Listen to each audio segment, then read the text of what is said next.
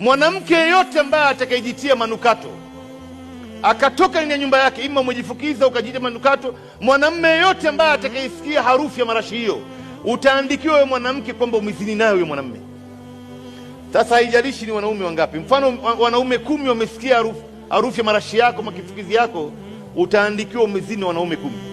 Sasa wewe mwanamke unapotoka ndani ya nyumba, wanaume wangapi ambaye leo wamesikia harufu ya udi yako na marashi yako? Umezini mara ngapi wewe? Leo kuna wanawake wengi hawa wakiwa na ume zao manyumbani, hawajipambi, hawajipodoi, hawajitengezi, hawavai mavazi ya kumvutia mume wake, lakini siku anataka kwenda harusini, siku ambayo anataka kutoka nje, kuna karamu, sasa ndio utaona anajipodoa. Unampodolea nani wewe mwanamke wewe? Nani ambao unataka kwenda kumuonesha nje kule?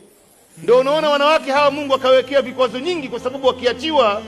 Usisahau kusubscribe, kubonyeza alama kengele, kushare na kucomment. Asham TZ, always we available.